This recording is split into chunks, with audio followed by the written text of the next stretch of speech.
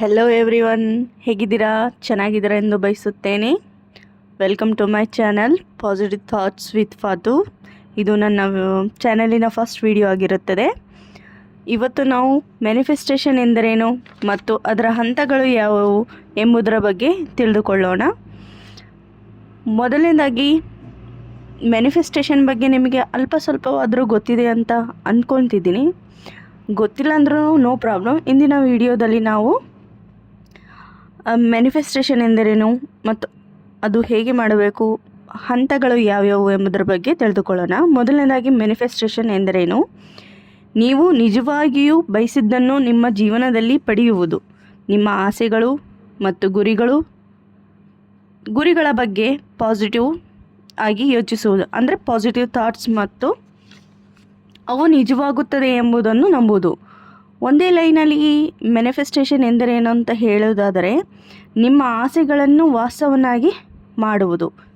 ಇದು ಕೇವಲ ಆಶಿಸುವುದಲ್ಲದೆ ಬದಲಿಗೆ ಆಸೆಗಳನ್ನು ನಂಬುವುದು, ಅವುಗಳಿಗಾಗಿ ಶ್ರಮಿಸುವುದು ಮತ್ತು ಸ್ವೀಕರಿಸಲು ಸಿದ್ಧರಾಗಿರಬೇಕು. ಉದಾಹರಣೆ ಸಮೇತ ಮ್ಯಾನಿಫೆಸ್ಟೇಷನ್ ಎಂದರೇನು ಅಂತ ಉದಾಹರಣೆಯನ್ನು ಕೊಡ್ತೀನಿ. ನೀವು ಒಂದು ಹೊಸ ಕಾರನ್ನು ತಗೋಬೇಕಂತಹ ಅಂದುಕೊಂಡಿದ್ದರೆ, ಆ ಕಾರನ್ನು ಡ್ರೈವ್ ಮಾಡುತ್ತಿರುವ ಹಾಗೆ ಆ ಕಾರಿನ ಕಲರ್ ಚೂಸ್ ಮಾಡಬಹುದು. ನೀವು ಉದಾಹರಣೆಗೆ ರೆಡ್ ಆಗಿರ್ಬೋದು, ಬ್ಲ್ಯಾಕ್ ಆಗಿರ್ಬೋದು, ವೈಟ್ ಆಗಿರ್ಬೋದು, ನಿಮಗೆ ಇಷ್ಟ ಬಂದಂತಹ ಕಲರನ್ನು ಚೂಸ್ ಮಾಡಬಹುದು. ಆ ಕಾರನ್ನು ನಿಮ್ಮ ಕಣ್ಣಿನ ಮುಂದೆ, ಅಂದರೆ ಕಾಲ್ಪನಿಕವಾಗಿ ನೀವು ಯೋಚಿಸಬೇಕು. ಅದು ಕಾರ್ ನಿಂತಿದೆ, ಆ ಕಲರ್ ಎಕ್ಸಾಕ್ಟ್ ಕಲರ್, ನನ್ನ ಫೇವರೆಟ್ ಕಲರ್ ಅಂದರೆ ನಾನು ಬ್ಲ್ಯಾಕ್ ಅಂದ್ಕೊತಿದ್ದೀನಿ. ಮಹೀಂದ್ರ ಥಾರನ್ನು ನಾನು ಊಹಿಸ್ತೀನಿ. ನನಗೆ ಮಹೀಂದ್ರ ಥಾರ್ ಅಂದರೆ ಬಹಳ ಇಷ್ಟ, ಬ್ಲ್ಯಾಕ್ ಕಲರಲ್ಲಿ. ಆ ಮಹೀಂದ್ರ ಥಾರನ್ನು ನಾನು ಊಹಿಸ್ತೀನಿ, ನನ್ನ ಮನೆಯ ಮುಂದೆ ಇದೆ. ಆ ಕಾರನ್ನು ಡ್ರೈವ್ ಮಾಡ್ತಿರೋ ಹಾಗೆ, ಆ ಕಾರಿನ ಕಲರ್, ಆ ಕಾರನ್ನು ಟಚ್ ಮಾಡ್ತಿರುವ ಹಾಗೆ, ಆ ಕಾರಿನ ಪ್ಯಾಟ್ರನನ್ನು ನೋಡಿ ನಾನು ಊಹಿಸ್ಕೊಂಡು ಅದನ್ನು ತುಂಬ ಖುಷಿಯನ್ನು, ಆ ಫೀಲನ್ನು ತುಂಬ ಅನುಭವಿಸ್ತೀನಿ. ಆ ಅನುಭವಿಸುವ ಫೀಲಿಂಗನ್ನೇ ನೀವು ನಿರಂತರವಾಗಿ ಪ್ರತಿದಿನ ಮಾಡ್ತಾ ಇದ್ದರೆ, ವಿಜುವಲೈಸೇಷನ್, ಅದು ತಾನಾಗೆ ಮ್ಯಾನಿಫೆಸ್ಟೇಷನ್ನೇ ನಿಮ್ಮ ಗುರಿಯನ್ನು ಸಾಗಿಸುವ ಥರನೇ ಆ ದಾರಿಗಳನ್ನು ಸರಳವಾಗಿ ಮಾಡಿಕೊಡುತ್ತದೆ. ಇನ್ನು ಹಲವಾರು ಥರದ ಉದಾಹರಣೆಗಳು ಹೇಳ್ಬೋದು. ನಿಮಗೆ ಸಣ್ಣದಾಗಿ ನಾನು ಪ್ರತಿದಿನ ಹೊರಗಡೆ ಹೋಗಬೇಕಾದ್ರೆ ನಾನು ಮನೆಯಿಂದನೇ ಹೇಳ್ಕೊಂಡು ಹೋಗ್ಬೋದು. ಅಂದರೆ ನನಗೆ ಪ್ರತಿದಿನ ನನಗೆ ಬೇಗ ಆಟೋ ಸಿಗುತ್ತೆ ಅಂತ ಹೇಳ್ಕೊಂಡು ಹೋಗ್ಬೋದು. ಅದು ಪ್ರತಿದಿನ ನೀವು ಪಾಸಿಟಿವ್ ಆಗಿ ಸಣ್ಣ ಪುಟ್ಟ ಪಾಸಿಟಿವ್ ವರ್ಡ್ಸ್ಗಳನ್ನು ಬಳಸ್ತಾ ಹೋದರೆ ನಿಮ್ಮ ಜೀವನದಲ್ಲಿ ಬದಲಾವಣೆ ತಾನಾಗಿ ಆಗುತ್ತದೆ.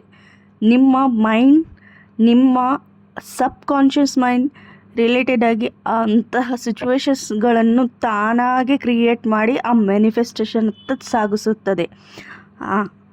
ನಂತರವಾಗಿ ಮ್ಯಾನಿಫೆಸ್ಟೇಷನ್ನ ಹಂತಗಳು ಯಾವ್ಯಾವು? ಇಂಗ್ಲೀಷಲ್ಲಿ the key steps of manifestation. Clarify your desire. ಫಸ್ಟ್ನೇದು.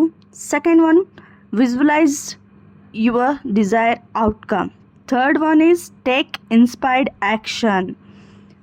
ಇದನ್ನು ನಾವು ಕನ್ನಡದಲ್ಲಿ ಸಂಕ್ಷಿಪ್ತವಾಗಿ ತಿಳಿದುಕೊಳ್ಳೋಣ.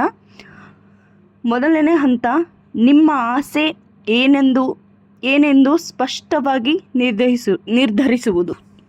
ಅಂದರೆ ನಿಮಗೆ ಏನು ಬೇಕು ಎಂಬುದನ್ನು ನೀವು ನಿರ್ಧಾರವಾಗಿ ಖಚಿತಪಡಿಸ್ಕೊಳ್ಳೋದು.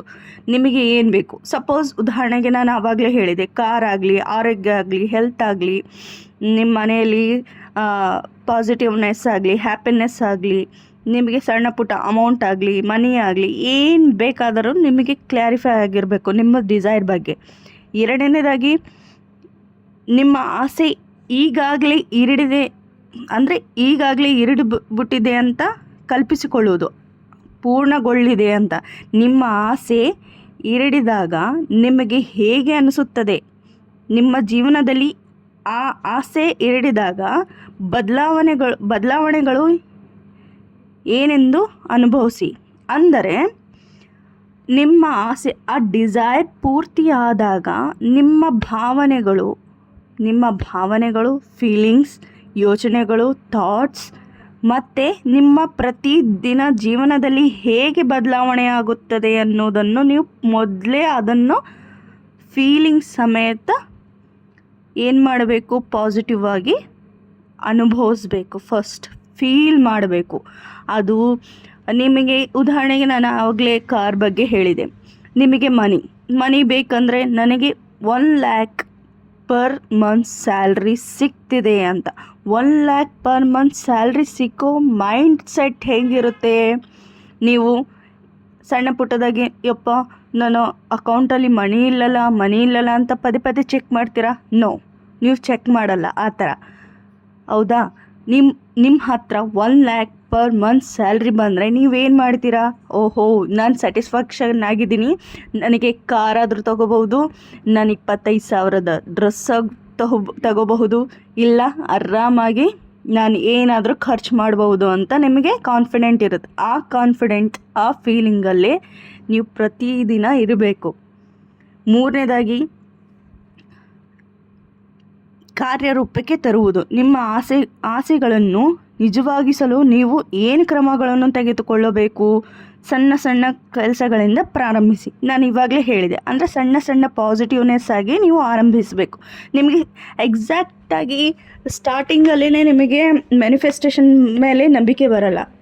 ಅದಕ್ಕಾಗಿ ನೀವು ಏನು ಮಾಡ್ತೀರಾ? ಪ್ರತಿದಿನ ನಾನು ಆಗಲೇ ಅಂದೆ, ನಾನು ಮನೆ ಬಿಡಬೇಕಾದ್ರೆ ನನಗೆ ಆಟೋ ಈಸಿಯಾಗಿ ಸಿಗುತ್ತೆ, ನನಗೆ ಎಲ್ಲರೂ ಫ್ರೀಯಾಗಿ ನನ್ನ ಬಗ್ಗೆ ಪಾಸಿಟಿವ್ ಆಗಿ ಯೋಚನೆ ಮಾಡ್ತಾರೆ, ಎಲ್ಲರೂ ನನ್ನ ಬಗ್ಗೆ ಹೊಗಳ್ತಾರೆ ಅನ್ನೋ ಸಣ್ಣ ಪುಟ್ಟ ಅಂಶಗಳನ್ನು ನನಗೆ ಫ್ರೀಯಾಗಿ ಇವತ್ತಿನ ದಿನದಲ್ಲಿ ನನಗೆ ಫ್ರೀಯಾಗಿ ಕಾಫಿ ಸಿಗುತ್ತೆ ಅನ್ನೋ ಸಣ್ಣ ಹಂತಗಳಿಂದ ನೀವು ಪ್ರಾರಂಭ ಮಾಡಿದರೆ ನಿಮಗೆ ಮ್ಯಾನಿಫೆಸ್ಟೇಷನ್ ಮೇಲೆ ಡೆಫಿನೆಟ್ಲಿ ನಂಬಿಕೆ ಬರುತ್ತೆ.